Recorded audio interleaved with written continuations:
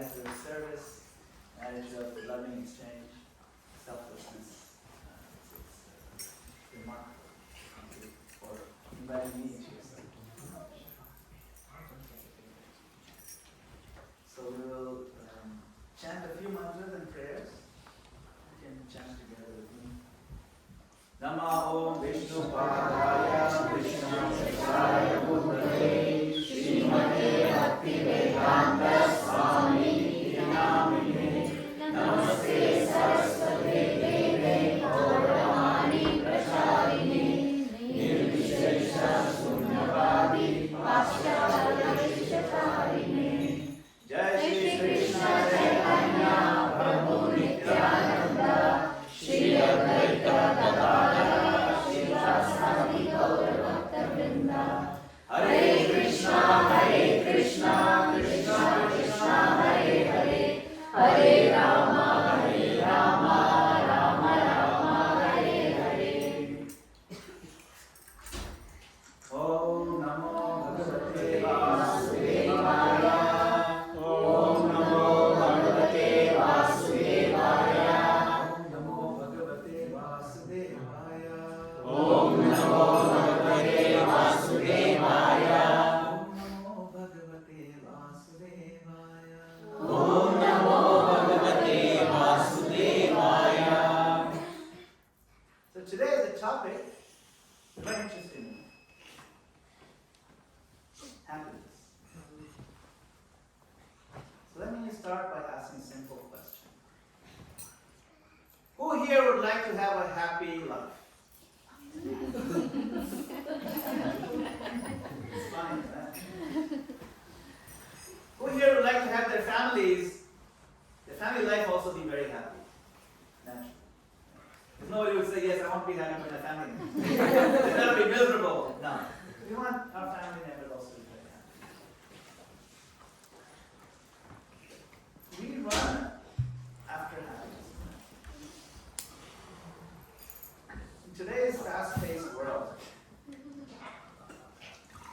it's easy to be overwhelmed by the pressure to succeed, the pressure to achieve. You really work hard. I mean, maybe it's not so like this in San Diego, where I come from New York, so people walk this fast. It's really crazy. There's a lot of pressure to accomplish things, and then we tie this notion of happiness with this pressure, with these accomplishments. Right? It's hard.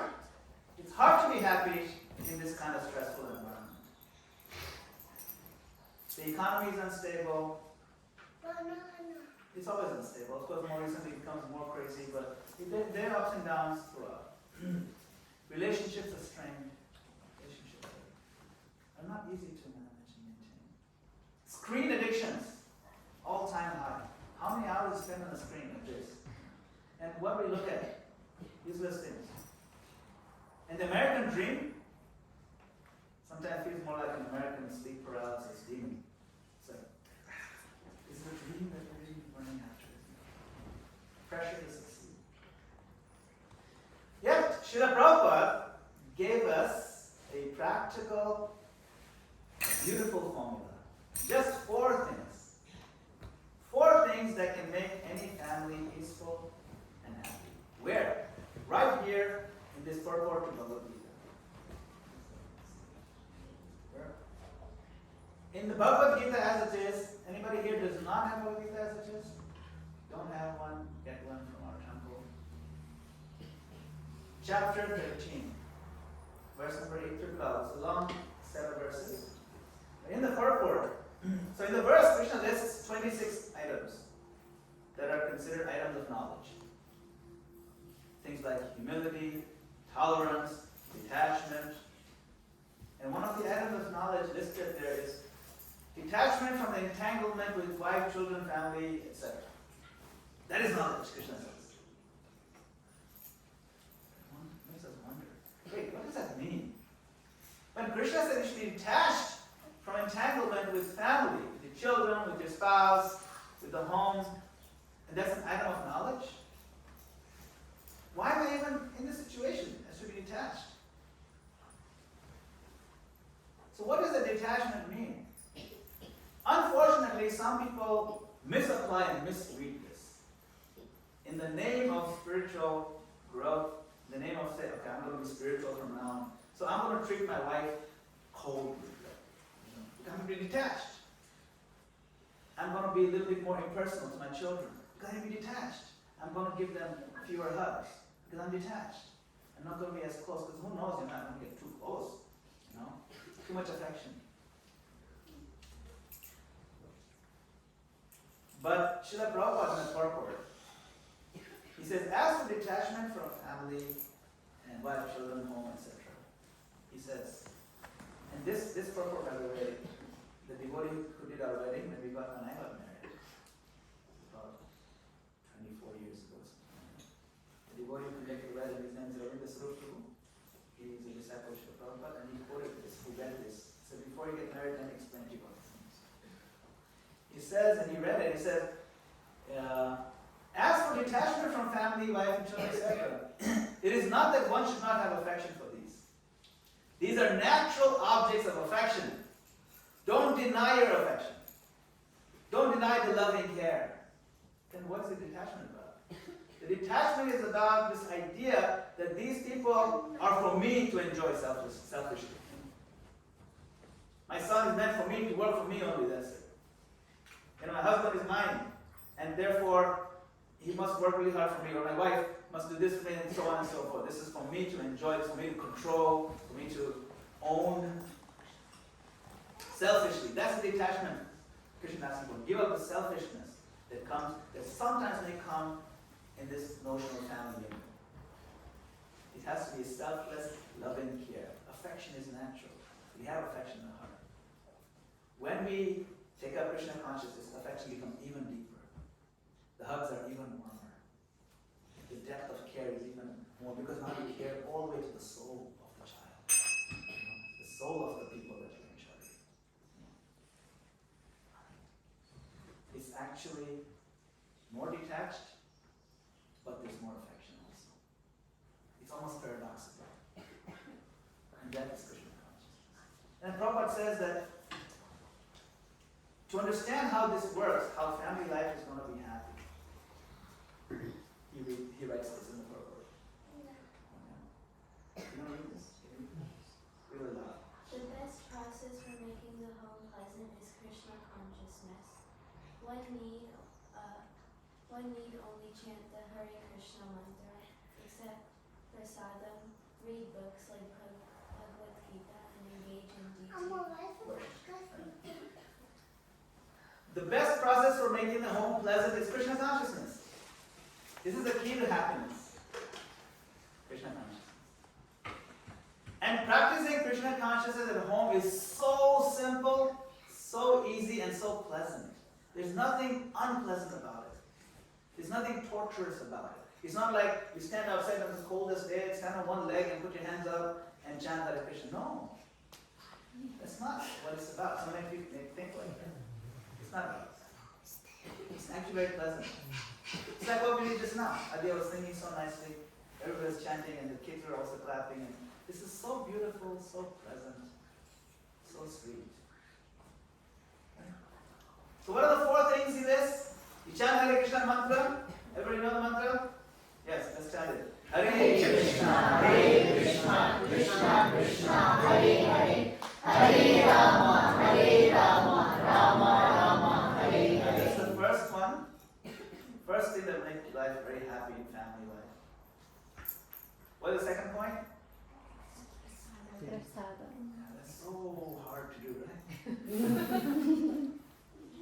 Like eating nice things. Who wants that? I'd rather eat dry leaves. No. Prasadam, it's so good. Prasadam means mercy. And prasadam is also quite yummy. So it's a win-win situation. The third thing. What is the third thing it is? Read books like Bhagavad Gita and Srimad Bhagavatam. They're fun to read actually. It's fun to discuss some of these things. We're doing that right now. We're reading this book together, isn't it? We read this together. And the Bhagavad Gita is full of beautiful stories that are quite entertaining, but also full of wisdom and philosophy and tradition and culture and intelligence and intrigue and science and all kinds of fun things in Bhagavatam that uplift our soul, that teach us things that we can use in the world, and that are thoroughly entertaining. And they're complex. The characters in Bhagavatam are so complex. You learn about them, you're like, oh my God, yeah, it's not quite as straightforward as it might seem, just like real life. And that by those stories we learn how to navigate the complex world that we live in. It's fun, it's colorful, it's uplifting, and it's timeless. So that's also nice to do. We don't need to do 3-4 hours of reading a day. We can do 5 minutes. Read one verse at a time together. And maybe discuss on the families how nice the story of Guru Maharaj, story of Prahlad Maharaj, how much faith he had in the Lord. The Lord came out of a pillar. Cool things. And then we do, he will soon turn off. Yep. And then we also do stuff, once you read those things, and then kids, they go to Sunday school sometimes, they take part in dramas, they know what's going on in the dramas, it's so great, it's really nice. But all that comes when as a family, we value the family time together and engage. The fourth one is about engage in? Daily worship. The daily seva, daily worship is nice, you can get, you know. So today we'll explore these 4 keys to happy family life. And why they work even during the modern madness of 2021. The Prabhupada says, chant Hare Krishna with the family morning and evening. Why? Because this is sound medicine. It is sound therapy. It's therapeutic to the heart and the soul. And morning and evening is a good time. You know, sometimes you get medication, take 1 pill in the morning, 1 pill in the evening. This is the pill we gotta take. But it's a sweet one. It's a really sweet pill. And we do it together. Like, we find some corner of the house, if you're altar room, temple room, that's perfect. And whole family just come together, fixed time in the morning. And if you can't do every single day, maybe allocate it to 3 days in a week. You know, if every day is too much, sometimes it's too much, you know, school and everything, it's too much hectic, that's fine. But at least you can anchor down 3 days in a week. 3 days in a week in the morning. And then 7 days a week in the evening. Evening we don't skip, but morning can be a little hectic, but evening is not option. So then all you have to do is come together. You don't need to be like, you know, super expert. You don't need musical skills, you don't need a harmonium license. You just chant from the heart. And Krishna takes charge. Right? So how do you do it? Just get together and sing. Hare Krishna, Krishna Krishna, Hare Hare, Hare Rama, Hare Rama, Rama Rama, Hare Hare. Hare Krishna, Krishna Krishna, Hare Hare, Hare Rama, Hare Rama, Rama Rama, Hare Hare. Hare Krishna, Krishna Krishna, Hare Hare, Hare Rama, Hare Rama, Rama Rama, Hare Hare. That doesn't even take 1 minute. You do 3 times like with the family, bare minimum. But smile like how you are smiling just now. Okay, not only scowling at each other. Okay, smile. At least, even if you're having a fight, at least during this kirtan session, you smile at each other. Fake it if you have to. Then you scowl from one to the other and smile at each other. It's true. Krishna comes in and takes charge of bringing happiness. Krishna infuses your heart with happiness. Because Krishna is Sat Chit Ananda. He is made of Ananda. He's made of bliss. So when he enters the heart, then the Nirananda, the sadness, the scowls, they do get pushed out. Darkness gets pushed out. Krishna Surya Sama, Maya Hoy Andhikar. Jahan Krishna, Taha Nahi, Mayara Adhikar. That darkness has no right to be in the presence of light. So sadness has no right to be in the presence of Krishna's happiness. So when Krishna's name comes into your lips and you're smiling and clapping, then nice things happen. There's no room for arguments about whose turn it is to do the dishes, who forgot to feed the dog, who secretly finished the last gulab jamun. They didn't even leave the syrup. Everything's gone. That's okay. Don't argue that. You just need to be happy and chant Hare Krishna. You can deal with these other issues later. Chanting reorganizes our inner world. It is like spiritual group therapy, family therapy, the divine soundtrack. guarantee you, this will make your life happy. Don't think there's an exaggeration in this. There isn't. You know the reason why we feel miserable a lot of the time is because we may be suffering some reactions to our activities, some activities, mental activities, last life, this life, whatever. But just once chanting Hare Krishna is enough to eradicate the sinful reactions more than you can possibly commit in any number of lifetimes. Just one mantra. And there is not even the slightest exaggeration in this statement. But there is a quality of life. So, even if the quality memory is coming out, as family to come together in unison, it raises the quality. Because they're coming together to Krishna, like, as a group. It's really sweet. Krishna reciprocates. If you call it feelingly with love, then Krishna reciprocates. Kirtaniya sada hari. Sada means all the time. One should chant all the time. So in your heart you chant all the time. In between things you chant loudly, a little bit. You can chant softly also, but try to make the sound of Krishna's name whenever you get the opportunity. First thing in the morning. Open your eyes, say Hare Krishna and smile. Don't start your day with some bad words. Oh my goodness. What am I supposed to do today? Oh, it's so late. It's okay. First thing we probably smile and say Hare Krishna. And then you can talk about other things that I shouldn't have eaten so much last time. Those they can talk about it. But first thing you open up with your eyes, you say Hare Krishna. Thank you. And then it sets the tone for the day. Okay? Chanting Hare Krishna. Nothing but joy. Point number 2.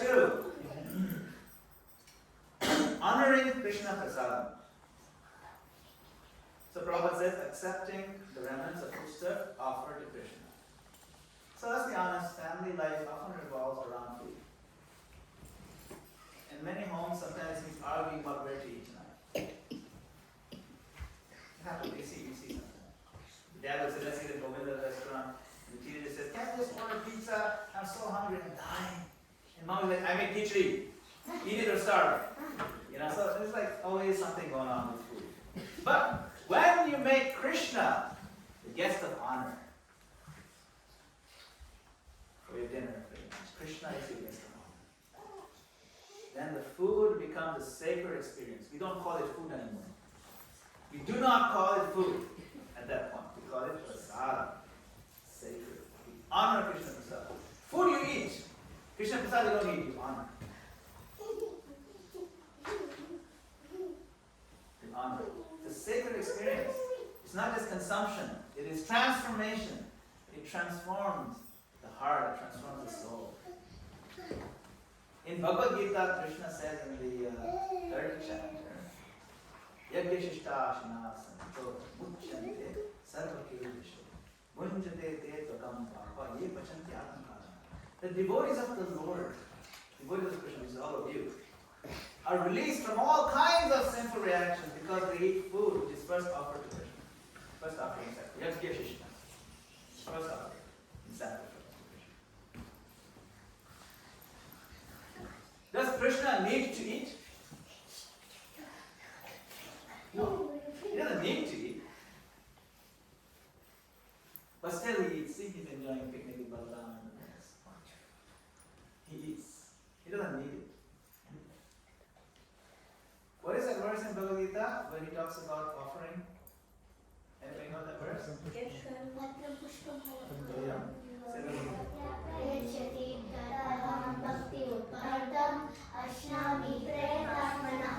Oh, very good. What are the things that we can offer? Patram means leaf. Pushpam means flower. What kind of flowers can we offer? Any flower? What about cauliflower? Yes, we can offer cauliflower. Patram, pushpam, phalam, fruits. And water. What kind of fruits? Mango. Mango, we like. Banana. What else? Strawberries. What else would we like? What's Krishna like? What fruits does Krishna like? Blueberries. These are the fruits of the kids. Apples. So Krishna accepts all these fruits. Patram, pushpam. pushpam phalam toyam. Toyam means Water. water. Also means milk items. Liquid things, but not all liquid things, only the nice outfit. Some liquid things are rock and roll. Some people drink them. It's rock and roll.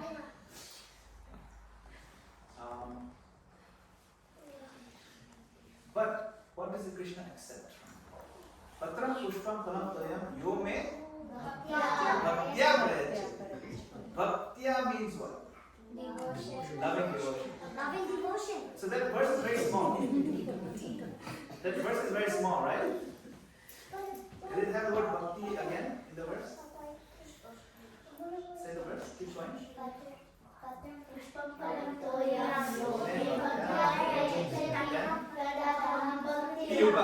Yeah, second time. Tadaham bhakti upahari. He says the word bhakti 2 times in such a short verse. He says that's what I'm hungry for. Your loving feeling that's infused in that food offering. That's what I want. He said that's what nourishes me.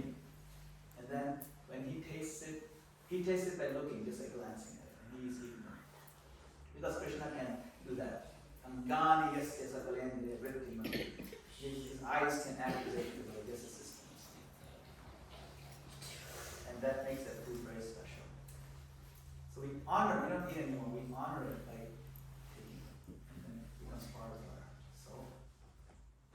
So the first one was what? First step for happiness? Chanting. The second step is honoring. So we honor Krishna Prasadam, but where are you going to get Krishna Prasadam? Where are you going to get it? Yes. You can make it. That's right. You can make it. You can grow it in the garden. Sometimes you can't grow everything you need. So you can go to Sprouts, right behind you. It's really convenient. Your Sprouts is right behind it. That room that's like Sprouts. You just walk there and then get things that you can offer to Krishna, like fruits and grains and vegetables, right?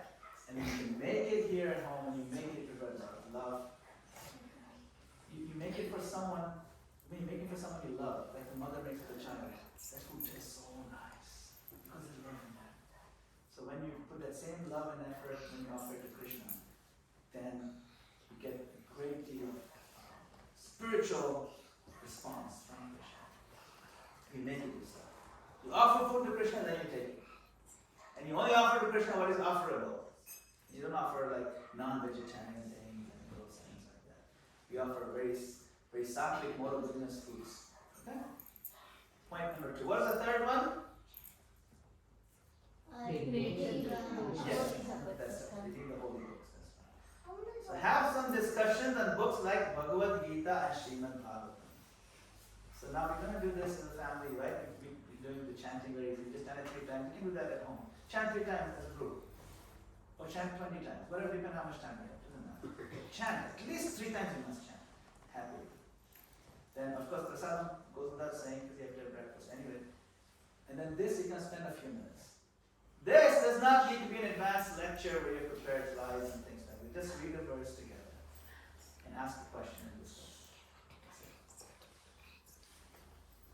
When I was raising my son Madan, he was about this much. And we would just read a verse and he would ask, so when these modes get together, then how do, like which mode is going to be more prominent and stuff like that? How do you know some of that stuff? So I'm going to be reading it.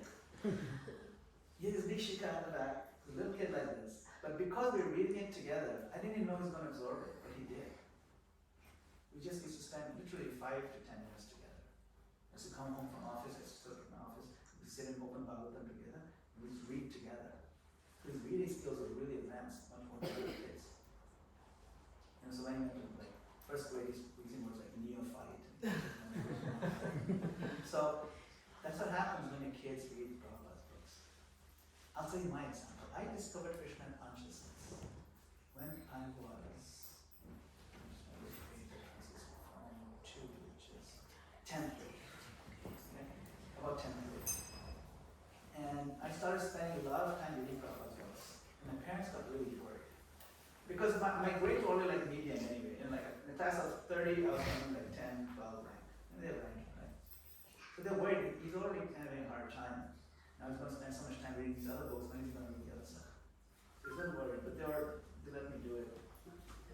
And that year, when I started reading Prabhupada's books,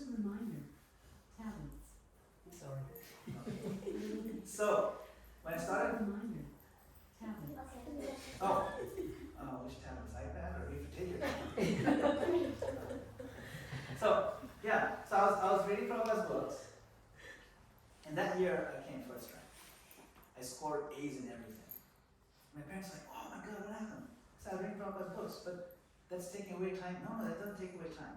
When you read Prabhupada's books, even just a little bit, what happens is you struggle to understand abstract concepts, and they're very logically presented.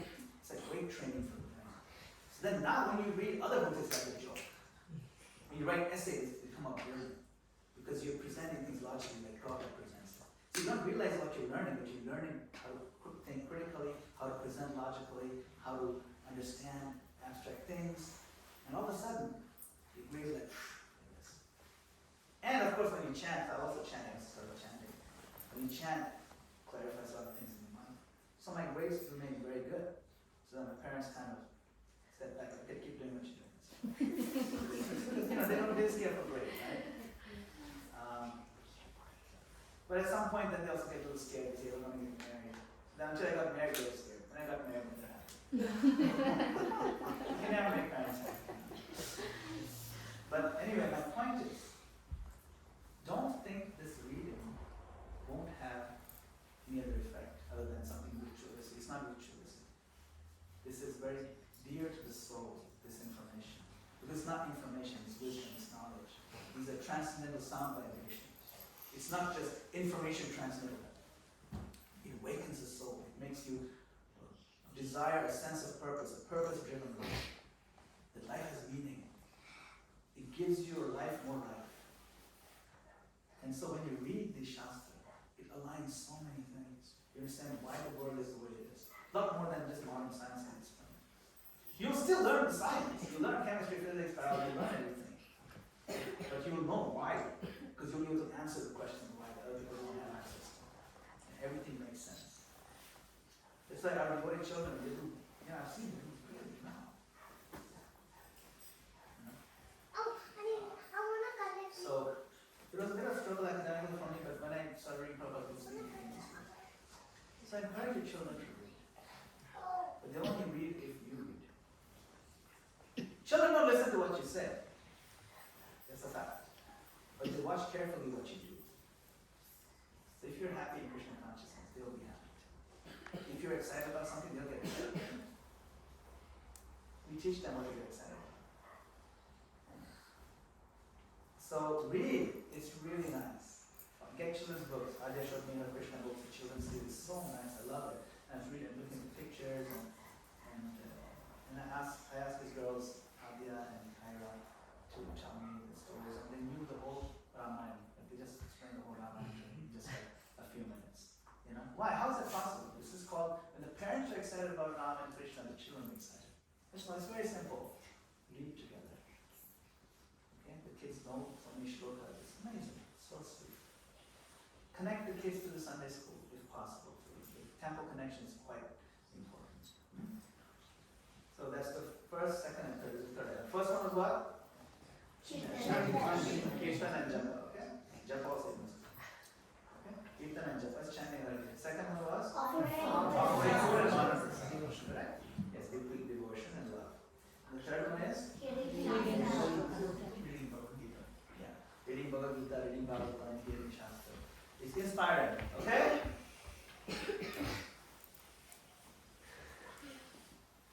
This reading, modern families, they gather around Netflix and things like that. The devotional families gather around Bhagavad Gita. This is where the heart grows wise, the mind grows peaceful, and the ego gets humbled. Because nothing ruins family peace like uncontrolled egos. And iPhones at the dinner table. So, let's read together. And the fourth one, DT Seva. See, the kid has a small detail. It's very cute. Serving the divine form of Lord Krishna at home. Even a simple home altar, Gaura Nitai, Radha Krishna, can uplift the entire mood of a home completely, because they are not present in the home. The home is no longer a house, it is a temple. And then if you have a simple daily program, offer one stick of incense, maybe one ghee lamp, that's it. You can dress the deity with love. You can do dressing daily, you can do weekly or monthly, doesn't matter. Just see what pace works for you. Kids love this, by the way. Krishna dress up hour. Maybe on the weekend, every Saturday you can do it, every Sunday. And it's way more sacred than other silly things that kids do. This anchors the home in a sacred routine. It is fun, it is beautiful, it's colorful. When Krishna becomes the king of the home, everything else falls into place nicely. Because now your home is royalty. It's a king. It's no longer an ordinary house. He's not just a guest of honor, he's a resident of honor. And then, as a bonus, the fifth thing is not listed there, but one thing that I think is important is a spiritual communion. This is secret sauce. We can't do it alone. So having a community that just seeing all the community members is evidence of that. You can't do it alone. We need a community, spiritual community at the temple. Connect to the mandir. We need our local ISKCON temple. You know the word Utsav? Utsav means festival. The Utsav festival means, Ut means to lift up, or to rise above, to transcend. And Sav means sadness or depression. So Utsav means that it takes us above sadness or depression. So festival is something that lifts us out of a slump. That's why we come every Sunday to the temple. It's not just a program, it's a mini Utsav. Every Sunday. The Sunday feast, it's a festival. Spiritual food, spiritual music, spiritual people. It's like Costco for the soul. You have Costco here, right? Yeah. It's like a big thing here. Costco's everywhere. People go to Costco to hang out. People go to Costco to hang out. Because you get like free samples. But the temple is really important here. So when we stay connected to the temple, we get recharged, we get inspired, we get refueled, we get reminded who we really are. And when we know who we really are, so many things fall into place. A lot of our stresses go away. Like when you realize your eternal spirit soul is eternally young and fresh, and you look in the mirror and the white hair and the hairline on back, doesn't matter because I know my eternal soul. Actually, I'm young. That's how we feel. Even though we become old, we feel young inside. Isn't it true? When you get old, maybe in the morning you feel old, but generally you have a sense that I'm actually not this body. I'm not this old, aged external feature. This realization gets reinforced the more we have association with people who are also realizing this. People who are studying this with devotees. And that realization, that feeling, that sense of security, that sense of confidence, it rubs off on us. Sangha means you come close enough to people that you want to be like, and those qualities rub off on us. That's called satsang. So the temple facilitates that. You find devotees, you find friends there that are having a common goal of making life, a purpose-driven life. Did you specifically have this photo because you're in San Diego, or do you always use that photo? No, this is a San Diego photo. This slideshow I made specifically for today's program. Yeah. It's a brand new slideshow. That's exactly what I was thinking on seeing it because it looks like San Diego. No, I recognize something. This slideshow is designed, I started working on it this morning. It is San Diego. Yeah, that's fine. Custom. Okay, now, I think it came out nice, slideshow, so I could probably do something else. You're like, what is that? Yes, it's a very happy community. You look so happy. The soul by nature is full of bliss. The Vedanta Sutra says, Anandamayo Bhyasa. It's always seeking bliss. Anandamayo Bhyasa. It's the nature of the soul. If we don't get bliss every day, we will be suffocated. And all kinds of negative repercussions are seen in our life. We need bliss. The problem is we seek it in the wrong places in the material world because we are convinced that material sense gratification is the only place we can find happiness. But Krishna says, Yehi samsparshada bhoga dukkha yona ya evate. He says that the bhoga of a mature world, the samsparshaja bhoga. What does sparsha mean? Touch. That you're touching, you're bringing the senses in touch with the sense objects. That's samsparsh, means complete touch. Right? The samsparshaja is born of the samsparsha, of complete touch. Bhoga, that enjoyment, born of this sense gratification, selfish sense gratification. We think it's going to make us happy, but he calls it what? Dukkha yonaya evate. Yoni means mother. This is the mother of misery. We think it's the mother of happiness. Krishna says it's mother of misery, and it's true. Selfish sense gratification leads to inevitable misery.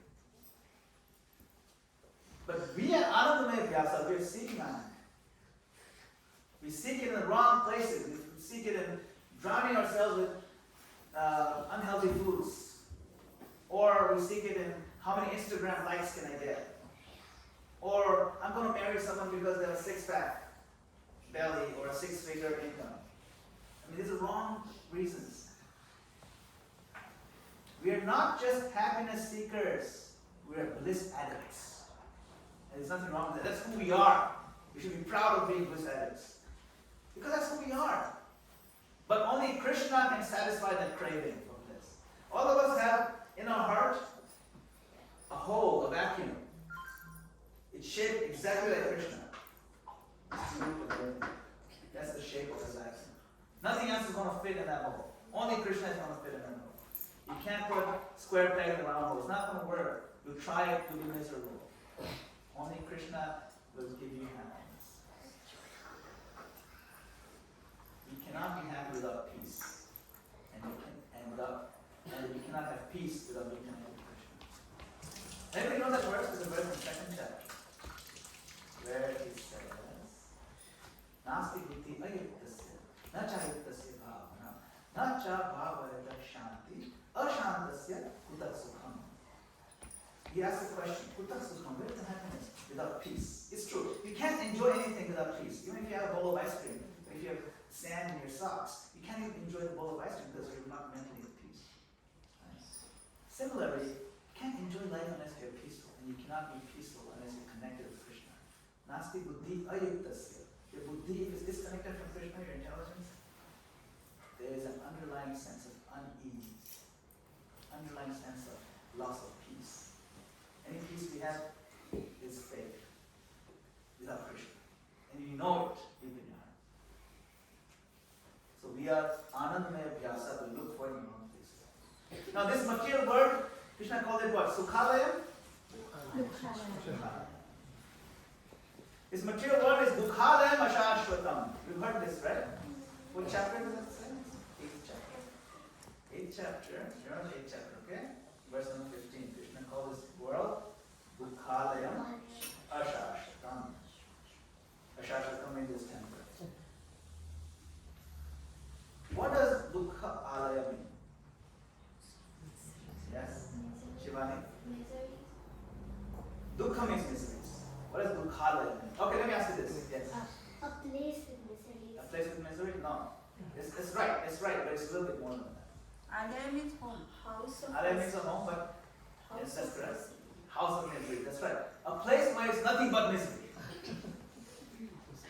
Have you heard of Himalaya? You know what he means? Ice. Snow. Snow or ice.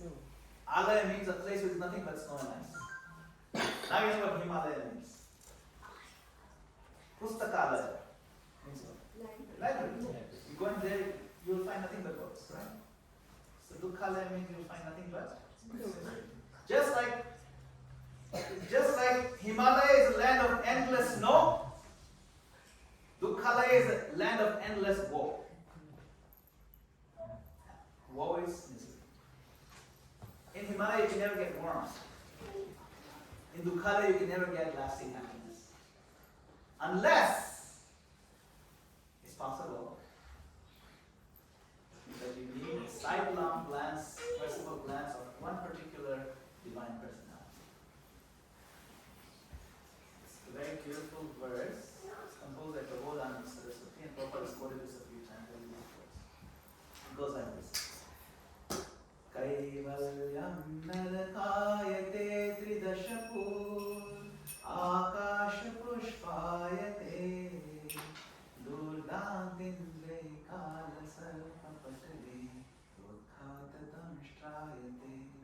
Vishwam Purna Sukhayate Vidhimahendradishakitayate Yat Karunya Katakshivai Bhagavatam Tam Gaura Eva Srimam. Karunya Kataksh, sidelong, merciful glance of Gaura, Chaitanya Mahaprabhu. If that falls on your home, then this world will become Vishwam Purna Sukhayate. It changes from Dukhalaya Mashashvatam to Vishwam Purna Sukhayate, a place where there is nothing but joy, bliss and happiness. The whole universe is filled with joy, if you get the mercy of Mahaprabhu.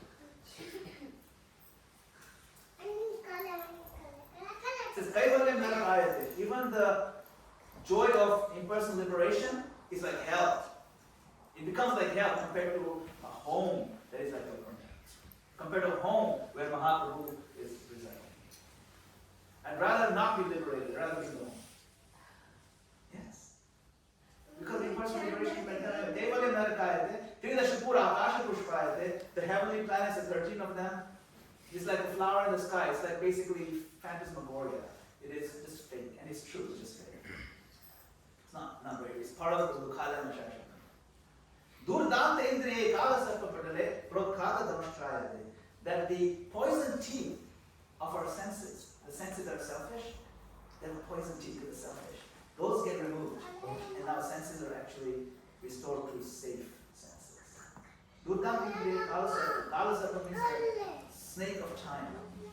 Senses, the poison part comes out. Durdanta indriye kalasarpa prokhata damashtrayate. Extraction. And then Vishwam Purna Sukhayate. So these are the blessings that come when we invite Chaitanya Mahaprabhu into our home in the form of chanting Hare Krishna, in the form of reading Bhagavatam, Bhagavad Gita, Chaitanya Charitamrita. Can bring the picture of Chaitanya Mahaprabhu in the home. Can bring the details of Chaitanya Mahaprabhu. Chaitanya Mahaprabhu deities are unlimitedly merciful. So if you don't have deities and you're thinking, should I get deities? Get Chaitanya Mahaprabhu deities, Govinda deities. Because Gaudita deities do not accept any offenses. Prabhupada said you can just put them in a cabinet for display, they'll give you blessings. Even if you don't worship them. You know, this seva aparadha you can do with different deities, but Chaitanya Mahaprabhu doesn't take any seva aparadha. You can dress them once a month, you can bathe them once a year, none of that matters. Mahaprabhu will give blessings. And he doesn't take it. That's why in our home we only have Gaudita deities. In my home I've had Gaudita deities since I was in college. The same ones, cute ones. We built a big altar around them, but they're the same cute ones. And we love them. And we've got nice dresses, we put lights around them. It's so uplifting. And we get that silent mercy. And Chaitanya Mahaprabhu includes Radha and Krishna both. You're not missing out. And along with them is Lord Nityananda, we have Advaita Acharya. And Advaita Acharya is Lord Shiva himself. So you don't miss out on worshiping Lord Shiva. There's no missing out when you worship Chaitanya Mahaprabhu and his associates. So a sidelong glance of Mahaprabhu, your Dukhalaya becomes Vishwam Purna Sukhayate. And so let's call to action, final wrap up. 4 items. Home life can either be Dukhalaya or mini Vaikuntha. It's up to you. The secret is not moving to the Himalayas, it is moving Krishna into your home. And just 4 practices. Chant together, honor prasadam together, read together, worship together. And get connected to your Islam temple. It's your spiritual gas station, charging station, if you're a Tesla. If one can mold, Sri Prabhupada said, if one can mold his family life in this way, there is no need to change from family life to another life. Same purport. Read that purport. That purport is very powerful. 13.8. Bhagavad Gita 13.8. That's the one I quoted at the beginning. Bhagavad Gita 13.8. 8 to 12.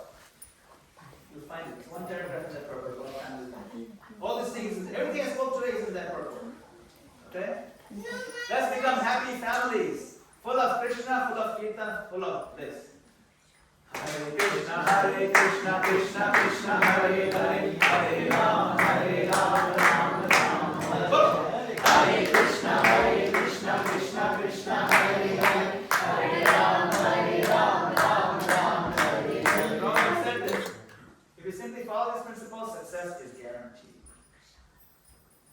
Okay? So, a successful garden, you know, goes here,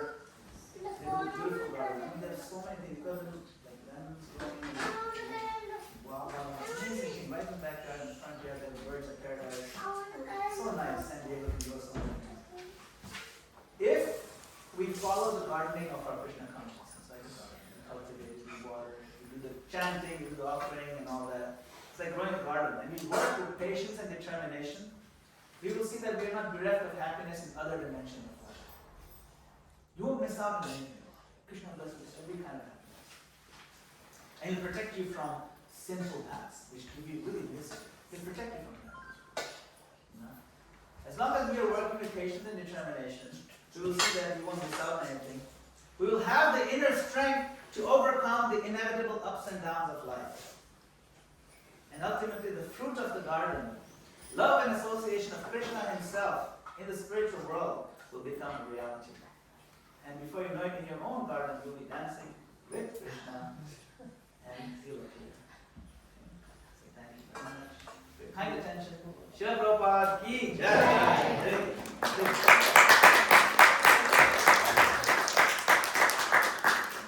Anyone have any comments or questions or jokes? Yes.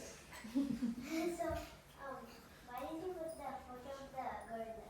Yeah, so I was going to put it, but I couldn't find the right place. So actually, we went to San Diego Zoo together, and I actually had it. I didn't know where exactly to put it. So it was a nice picture of gorillas, and the poster that says "Happy Family Life."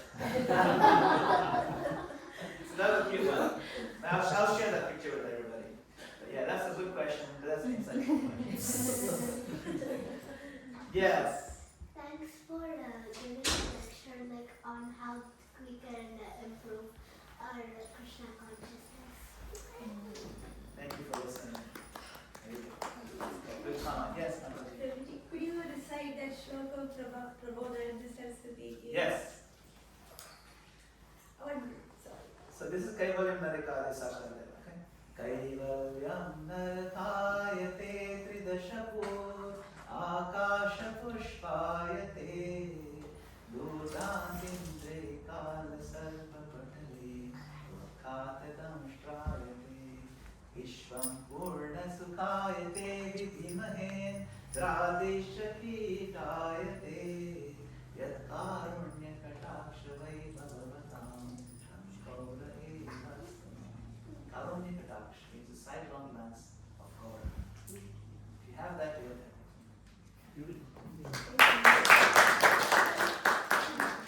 Question. It's like there are many families where not everybody is in the Krishna consciousness. Sometimes Mataji's are in it, and husbands are not. Sometimes Prabhu's are in it, Mataji's are not. So how do we balance so that they don't feel that these people are going in some direction and that kind of how do you harmonize that? Yeah, that's a good question. How do you harmonize when not everybody is on the same page? Yes. And it's actually rare to find everybody on the same page in general. Even if everyone's devoted, they're on different levels. But sometimes not everybody's into the devotion service. That also happens. And that's fine. It's just family, it's deal with it. But in any family, there'll always be some difference in interests. Like if the wife likes to knit or something, or maybe the husband likes to knit, the wife likes to cook, the wife likes to work in a particular industry, or there's certain hobbies that one person doesn't particularly appreciate, but they let them have it because as part of a family, we have to respect each other's individuality. If your hobby is flying planes, you don't have to balance it by forcing your husband to fly planes. It's not necessary. But with something like Krishna consciousness, if you can say the husband is in the Krishna consciousness, the wife is not so much, usually it's the other way around. Usually the wife is not. Like in my case. My wife is Krishna conscious. I'm just kind of whatever, But in those kind of cases, there are ways to be happy. Like all these four things you do. The more you share, like even if the husband is not into it, but you ask for the children, let's do 3 minutes of Hare Krishna. For the children. Generally for the children, that's why it's nice to have children. Sometimes for the purpose of our children, we improve ourselves. Isn't that true? When we first have the first child, before the first child is born, the child is about to come. Like, we better be nicer than we are normally. We better be our best version of ourselves. Because we want our children to be super children. And we try hard. We become better people. We see men who are typically irresponsible become very responsible all of a sudden. And they develop good qualities. You've seen that happen. I've seen it in our temple. A lot of young couples, they only start coming when they're about to have their first child. And you see this pattern because for my child I want this. I myself don't have such a pull, but for my child I want this. The blessings of God, blessings of other devotees, nice vibration, we need positive.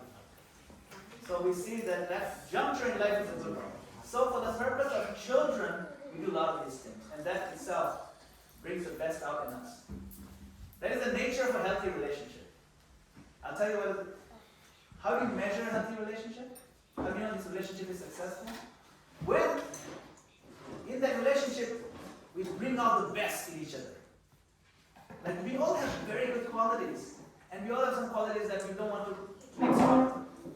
But some relationships, there's so much mutual encouragement that the husband really encourages the wife to be a better version of herself. And the wife does vice versa as well. Same thing. So, if the devotee in the family can find ways to be loving and caring, and not be too judgmental, and not be too harsh, the person is not so much in Krishna consciousness, just be loving, caring, encouraging, and bring out the best in the other person, and pour all your love in the preparation of prasadam, for example, and obviously prasadam everybody has to eat, so that will have an effect. And for the children's sake, let's cook the meals, give them peace, and then after that you can do what you want. For the children's sake, let me go with that will have an effect. For sure, isn't it? It'll have a little bit of effect. It may take longer for some of us, maybe faster, but I've seen it has an effect. Eventually they line up. Because you are meeting well. You want the best for the family, you want the best for each other. It's cultural, it's not these are painful things, they're all pleasant things. They lead to happiness. And the soul reverberates, soul dances. The soul dances the most where I'll tell you. You be together. And I'll tell you why. Because the soul, or the intelligence, is the next door neighbor of the soul. And the reading together is engaging the intelligence. Because you're trying to understand something. And when you engage in intelligence, when you engage in intelligence and trying to understand Krishna reciprocates like anything. The soul dances. You don't know why. That's why when something clicks, you feel like crying with joy. Isn't it? Have you noticed when something philosophically in Krishna consciousness really clicks? Oh my God. Awesome. I can't believe I didn't understand this, now I do. That clicking. And the more that happens, the more you will be satisfied. That's why this is very critical. Reading together. Strengthens your faith. It gives you great joy. Bhagavad Gita is full of wonderful things. Krishna says, Tesham satasa yuktana vajatam priti purvakam dadami buddhiyogam tam yena mamapayanti. To those who are constantly engaged in serving with love and affection. Priti purvakam. Priti means affection and love. To those who are constantly doing this, turning to me, my Lord, please let me serve you with love and love. Then I give them buddhi yoga. He said, Dadami buddhi yoga. I give them the buddhi as his intelligence, by which they can come to me. Give them understanding by which they can come to me. So, we can do all these four things together as a family. The fifth thing is go to the temple as much as you can. It can be very hard if one person is totally against it. I'm not trying to paint a picture. It's unrealistic. I understand some situations are very difficult. And that means we have to go even deeper and pray. And we can pray for others too, other families too. If this family is struggling, please my Lord, I'm praying for them as well. Please bless them that they can become happy in your service. I've seen miracles happen. Families really happy. We set wonderful examples for the families. There's no loss in there. It's not how much money. It's not a big investment in time and effort. We have to give up some nasty habits, like smoking and those kinds. They're not healthy anyway. So, if someone in the family has nasty habits, they're self-destructive, that's okay. But we can encourage them with more nice prasadam and encourage them with other positive, spiritually infused activities, and gradually those habits move away. Because why do people get addicted to those things? Because we are anandamaya vyasa, we are bliss addicts. They're looking for it in the wrong place. So if you give them real bliss, gradually that can also be done. So those are the things we can offer. We can offer some joy, encouragement and love. Love and encouragement is our flagship product, Krishna consciousness. I've said this many times. That's our actual product. We should give tons of it to each other. The world out there is very discouraging.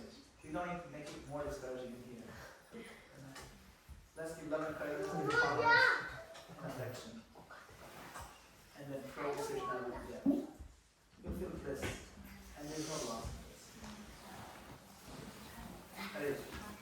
Prabhupada, yes, Madan. I was thinking how to balance, we feel pressure from outside, running into the race, competitive world, we want to reach a certain goal, being in the materialistic world, while you are also trying to balance your spiritual goals. We are also saying we want our kids to rush through, we want them to achieve certain things, but then it becomes so stressful with the relationships and with the peace, and that time we kind of know all this knowledge but we can't implement. So what to let go? Is it okay if we do not reach the material goals, and if it's okay if kids want to just do whatever they want, or how to balance certain things? It's a good question. Very good question. Very good question.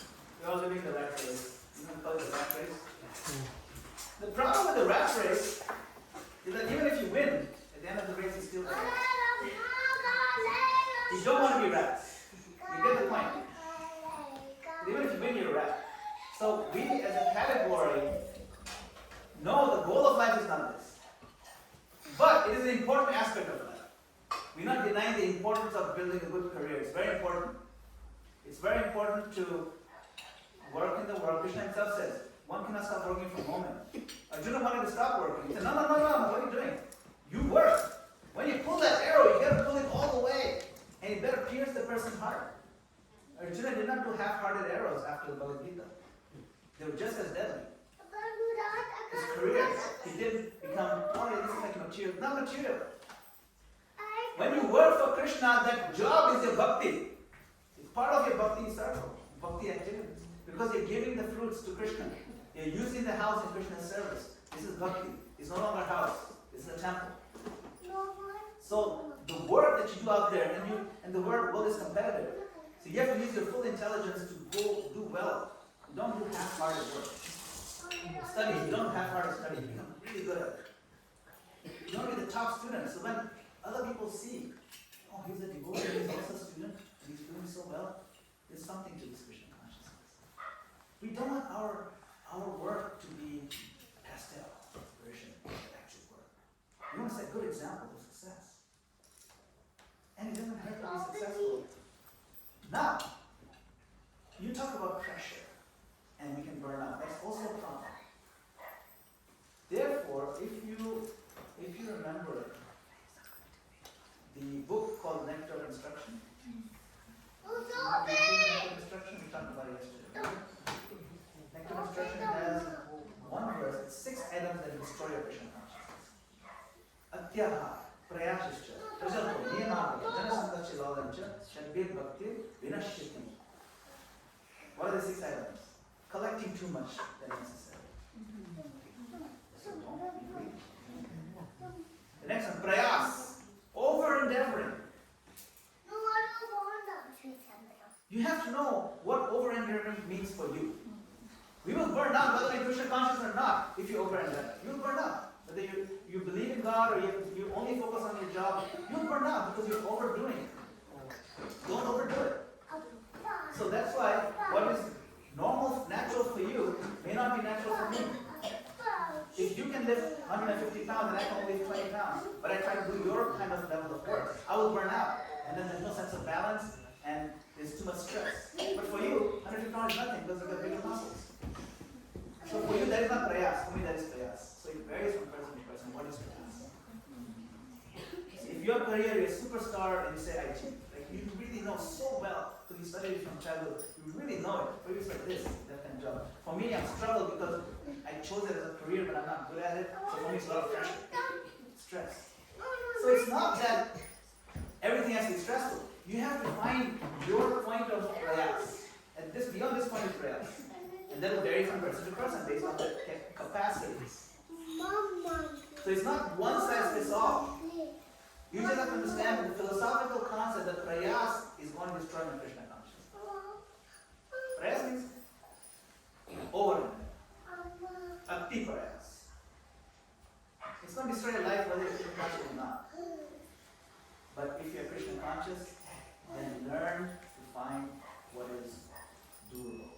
That's all he's saying. Don't do more than you can do. That's all. But the modern world insists, no, go beyond. Go beyond, way beyond your comfort zone. We should go a little bit beyond the comfort zone, but not so beyond our breaking point. The modern world demands that we go beyond our breaking point, and that breaks the back of everybody, stress the whole world. But we don't need to do that. If necessary, we can reduce our standard of living, live more simply, spend less money, whatever, but at least we live more peaceful. That's important. That's why Atyahara comes first. You don't collect too much. Because you get in the habit of collecting too much, then you push yourself over. And you're so stressed out, and you don't think positive, so you talk bad about other people. That's part of it. But then you still want to be Krishna conscious, but you only do it ritualistically. And you do niyamaka. You do the niyam, but you don't follow the problem. We talked about niyamaka yesterday. You remember the guy with the heart attack? Yes. Yeah. Yes. Result of niyamaka. And then you hang out with the wrong people, then somebody. And you become greedy, all these six things. So eat up everything. So that's why it's balance. It's all balance, but you have to know your capacity. And be smart about where you apply your energies and move forward in life. Krishna invites us to be simpler. Simple living, high thinking. Simple living means it's less stress. Because if your life is simple, your habits are not expensive, then there's less financial strain. And with less financial strain, you'll be a little bit more peaceful. And you're not hungry. I don't need to keep up with my neighbors who are 3-4 hours. I don't need to. A couple of hours. You don't have so many things. It's okay. Why don't you keep up with them? Modern life is what? Work hard to make money. Give this much money, but you won't spend this much. So you go out and you buy things with money you don't even have to impress people who don't even like you. Impress people who don't even like. Buy stuff with money you don't even have, buy stuff you don't even need, impress people you don't even like. What's the point? It's modern life. And we feel successful that we made that person feel envious of me. So nice. Look at his face, look good. But this is our joy. It's unfortunate. This should be our joy. When this is our joy, those stresses are not there. So Gopal. Alright, so now we're going to sing a tune. You're going to sing it? Kyra is going to sing it. Okay. Prabhu? Yes. Any plans to relocate to San Diego, Prabhu? I was very much tempted because the weather is so nice over here. I was very much tempted. I like it over here. It's very sweet to be here. Same here, Prabhu. We're doing a steady evening in September like this weekend.